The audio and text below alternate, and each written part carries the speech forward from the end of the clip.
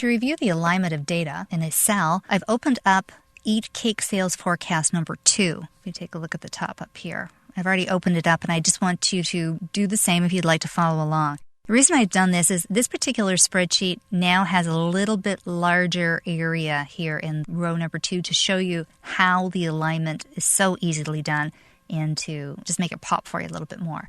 You highlight the row or the cell that you'd like to identify, in this case, and you go up to your alignment group here.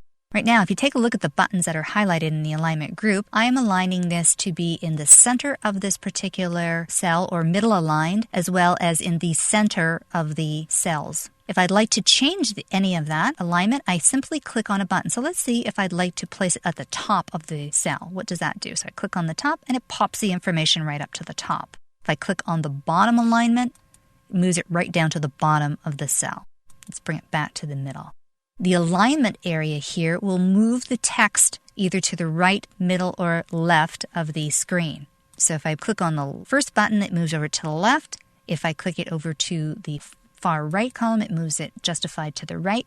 And if I go back, moves it back to the middle of the area. There's other buttons that you see in this area. There's some really interesting orientation button here. If I click on that and I click angle counterclockwise, it rotates and angles my information. So for those of you that are more creatively bent, you may want to use something like that in some of your formatting options. The buttons below here will push the information ever so slightly. So it's going to increase or decrease your indent. And this is just kind of like tabbing the information throughout the cell.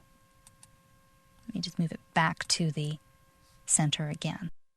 The final 2 options in here will allow you to merge and center information across several cells. And this is how, even though the information is entered in cell A2, it's presented in the middle of this area here.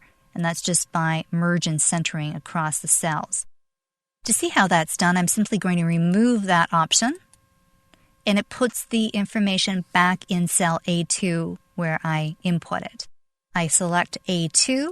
I go merge and center, and it pulls the information and centers it nicely across all of the cells of my table. That's a really wonderful, easy way to make your spreadsheets look very professional. And for those of you that have worked in Excel before, this was something that used to take hours to achieve. It's kind of nice that now it's just a click of 2 buttons.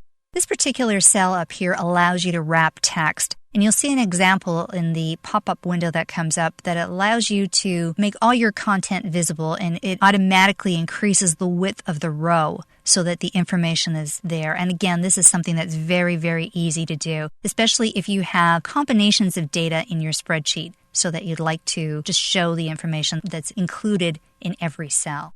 So as you can see, the alignment options in Microsoft 2007 are very, very powerful and very easy to use. Next, we're going to take a look at some of the formatting options to create the table that you see below.